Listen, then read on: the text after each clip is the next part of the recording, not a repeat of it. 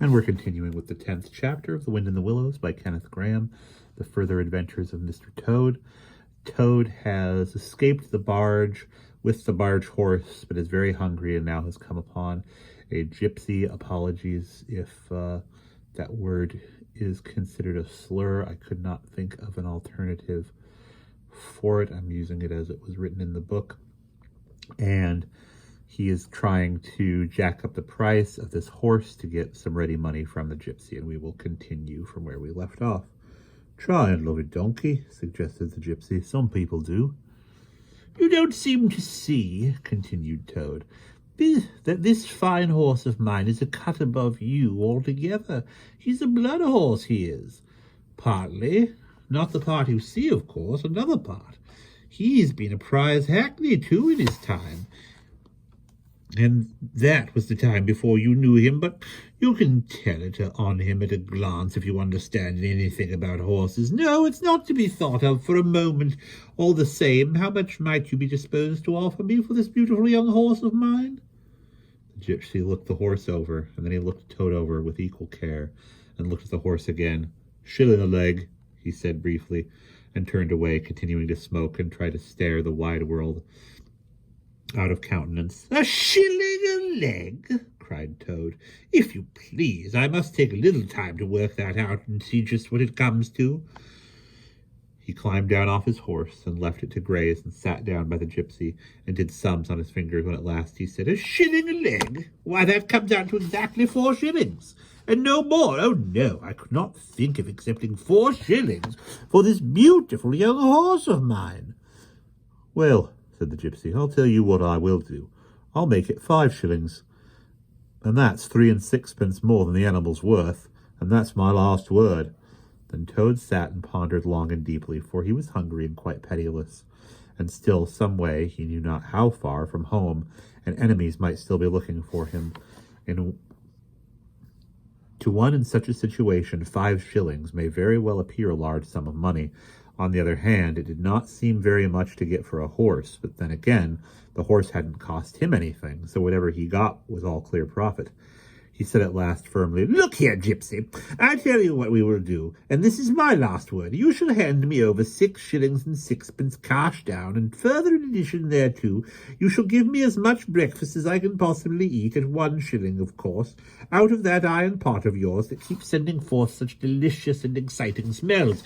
In return, I will make over to you my spirited young horse, with all the beautiful harnesses and trappings that are on him freely thrown in. If that's not good enough for you, say so, and I'll be getting on. I know a man near here who's wanted this horse of mine for years."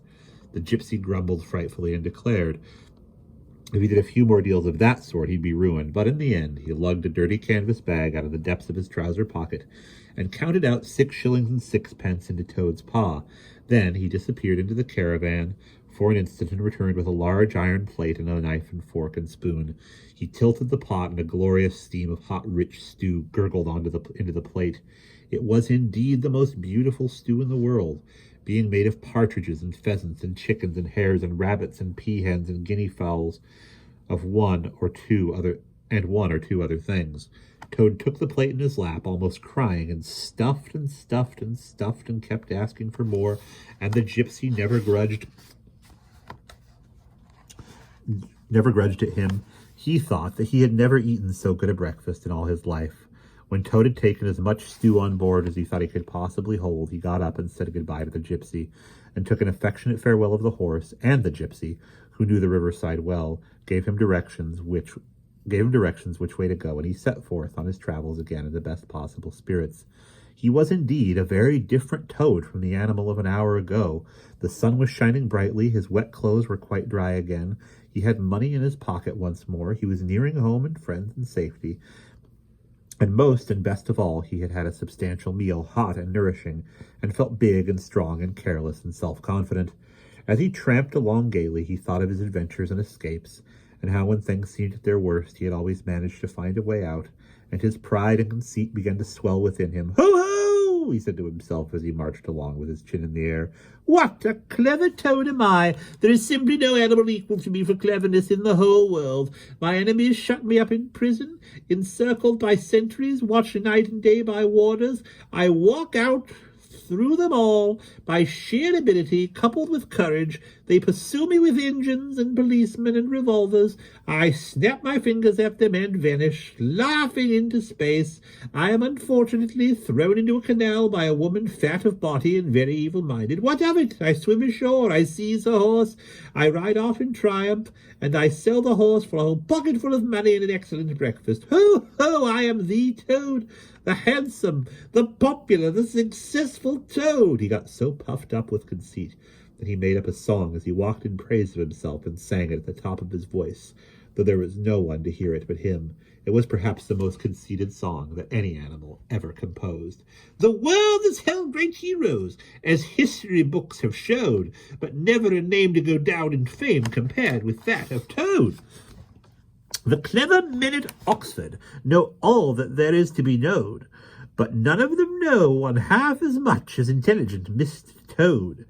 The animals sat in the ark and cried, their tears and torrents flowed. Who was it that said, 'There's land ahead,' encouraging Mr. Toad? The army all saluted as they marched along the road. Was it a king or courtier? No, it was Mr. Toad. The queen of the ladies in waiting sat at the window and sewed. She cried, 'Look who's that handsome man!' They answered, 'Mr. Toad.'" There was a great deal more of the same sort, but too dreadfully conceited to be written down. These are some of the milder verses. He sang as he walked, and he walked as he sang, and got more and more inflated every minute, but his pride was shortly to have a severe fall, for after some miles of country lanes he reached the high road, and as he turned onto it and glanced along its white length, he saw approaching him a speck that turned into a dot, then into a blob, and then into something very familiar, and a double note of warning, only too well known, fell to his delighted ear. "This is something like," said the excited Toad. "This is real life again. This is once more the great world from which I have been missed for so long. I will hail them, my brothers of the wheel, and pitch them a yarn of the sort that has been so successful hitherto, and they will give me a lift, of course. Then I will talk to them some more, and perhaps, with luck, it may even end in my driving up to Toad Hall in a motor car. That will be one in the eye of a badger." He stepped confidently out onto the road to hail the motor car, which came along at an easy pace, slowing down as it neared the lane, when suddenly he became very pale, his heart turned to water, his knees shook and yielded under him, and he doubled up and collapsed with a sickening pain in his interior. And well he might, the unhappy animal, for the approaching car was the very one he had stolen out of the yard of the Red Lion Hotel that fateful day when all his troubles began, and the people in it were the very same people he had sat and watched at luncheon in the coffee room. He sank down in a shabby, miserable heap in the road, murmuring to himself in his despair, "It's all up. It's all over now. Chains and policemen again, prison again, dry bread and water again. Oh, what a fool I have been. What did I want to go strutting about the country for, singing conceited songs and hailing people in broad day on the high road instead of hiding till nightfall and slipping home quietly by back ways? Oh, hapless Toad, oh, ill-fated animal." The terrible motor car drew slowly nearer and nearer, till at last he heard it stop just short of him. Two gentlemen got out and walked round the trembling heap of crumpled misery laying in the road, and one of them said, "Oh dear, this is very sad. Here is a poor thing, a washerwoman apparently, who has fainted in the road. Perhaps she is overcome by the heart, poor creature, or perhaps she has not had any food today. Let us lift her into the car and take her to the nearest village, where doubtless she has friends."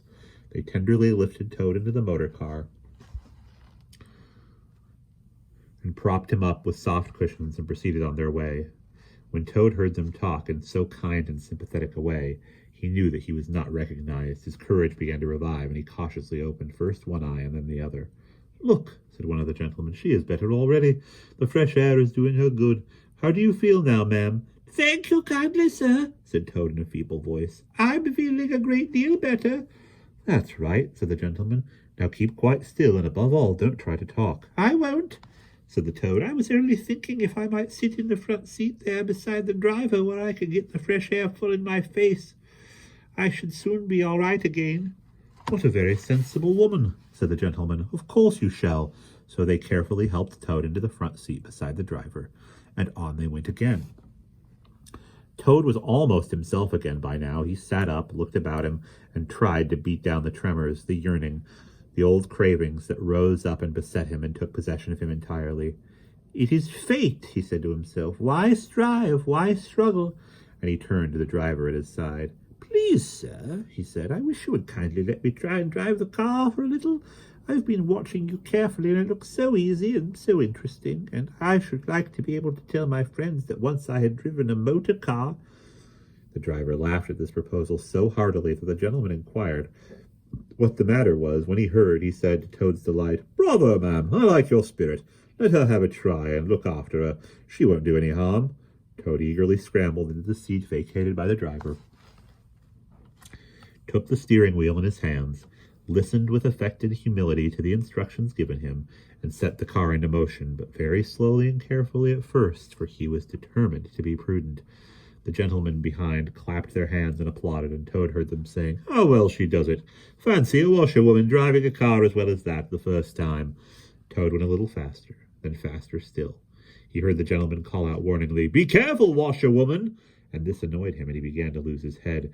The driver tried to interfere, but he pinned him down in his seat with one elbow and put on full speed. The rush of the air in his face, the hum of the engines, and the light jump of the car beneath him intoxicated his weak brain. "Washerwoman indeed!" he shouted recklessly. "Ho, ho! I am the Toad, the motor car snatcher, the prison breaker, the Toad who always escapes. Sit still and you shall know what driving really is, for you are in the hands of the famous, the skillful, the entirely fearless Toad." With a cry of horror, the whole party rose and flung themselves at him. "Seize him!" they cried. "Seize the Toad, the wicked animal who stole our motor car. Bind him, chain him, drag him to the nearest police station. Down with the desperate and dangerous Toad." Alas, they should have thought. They ought to have been more prudent. They should have remembered to stop the motor car somehow before playing any pranks of that sort. With a half turn of the wheel, the Toad sent the car crashing through the low hedge that ran along the roadside. One mighty bound, a violent shock, and the wheels of the car were churning up the thick mud of a horse pond. Toad found himself flying through the air with the strong upward rush and delicate curve of a swallow. He liked the motion and was just beginning to wonder whether it would go up or would go on until he developed wings and turned into a toad bird, when he landed on his back with a thump in the soft, rich grass of a meadow. Sitting up, he could just see the motor car in the pond, nearly submerged. The gentleman and the driver, encumbered by their long coats, were floundering helplessly in the water. He picked himself up rapidly and set off running across the country as hard as he could, scrambling through hedges, jumping ditches, pounding across fields, till he was breathless and weary and had to settle down into an easy walk. When he had recovered his breath somewhat, he was able to think calmly. He began to giggle, and from giggling he took to laughing, and he laughed till he had to sit down under a hedge. "Ho, ho!" he cried in ecstasies of self-admiration. "Toad again! Toad as usual, comes out on top. Who was it got them to give him a lift? Who managed to get in on the front seat for the sake of fresh air? Who persuaded them into letting him see if he could drive? Who landed them all in a horse pond? Who escaped flying gaily and unscathed through the air, leaving the narrow-minded, grudging, timid excursionists in the mud where they should rightly be? Why, Toad, of course. Clever Toad. Great Toad. Good Toad." Then he burst into song again, and chanted with uplifted voice, "The motor car went poop, poop, poop as it raced along the road. Who was it steered it into a pond? Ingenious Mr. Toad. How clever I am! How clever! How clever! How very A slight noise in the distance behind him made him turn his head and look. Oh, horror! Oh, misery! Oh, despair! About 2 fields off, a chauffeur in his leather gaiters and 2 large rural policemen were visible, running toward him as hard as they could go. Poor Toad sprang to his feet and pelted away again, his heart in his mouth. "Oh, my!" he gasped as he panted along. "What an ass I am! What a conceited and heedless ass! swaggering again, shouting and singing songs again, sitting still and gassing again. Oh my, oh my, oh my! He glanced back and saw to his dismay that they were gaining on him as he ran desperately, but kept looking back and saw that they still gained steadily. He did his best, but he was a fat animal and his legs were short, and still they gained. He could hear them close behind him now. Ceasing to heed where he was going, he struggled on blindly and wildly, looking back over his shoulder at the now triumphant enemy, when suddenly the earth failed under his feet. He grasped at the air, and splash, he found himself head over ears in deep water, rapid water, water that bore him along with a force he could not contend with, and he knew that in his blind panic he had run straight into the river. He rose to the surface and tried to grasp the reeds and rushes that grew along the water's edge, close under the bank, but the stream was so strong that it tore them out of his hands. "Oh my!" gasped poor Toad. "If I ever steal a motor car again, if I ever sing another conceited song." Then down he went and came up, breathless and sputtering. Presently, he saw that he was approaching a big dark hole in the bank just above his head, and the stream bore him past. And as the stream bore him past, he reached up with a paw and caught hold of the edge and held on. Then slowly and with difficulty he drew himself up out of the water till at last he was able to rest his elbows on the edge of the hole. There he remained for some minutes, puffing and panting, for he was quite exhausted. As he sighed and blew and stared before him into the dark hole, some bright small thing shone and twinkled in its depths. Moving toward him, as it approached, a face grew gradually around it, and it was a familiar face, brown and small, with whiskers, grave and round, with neat ears and silky hair. It was the water rat. And that is the end of chapter 10.